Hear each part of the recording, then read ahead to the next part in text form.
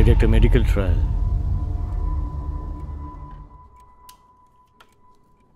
তুমি কি এতে ইন্টারেস্টেড?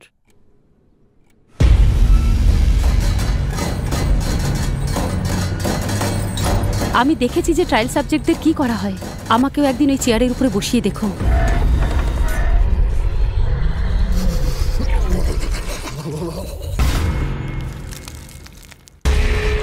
যে যার নিজের সেলে গিয়ে বসে পড়ো, এখন লকডাউন চলছে।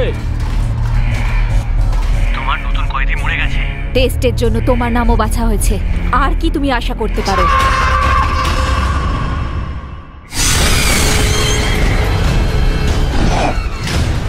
কে জানে ওই ছেলেটা কিভাবে এটা সহ্য করেছে।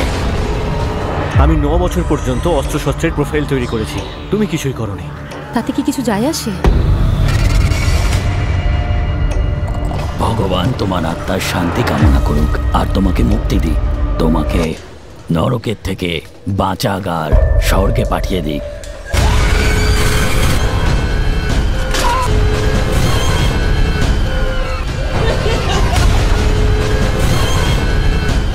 যদি কোনো মানুষ না হয় তাহলে গুলি করে দেবে। ওরা সবাই মানুষ।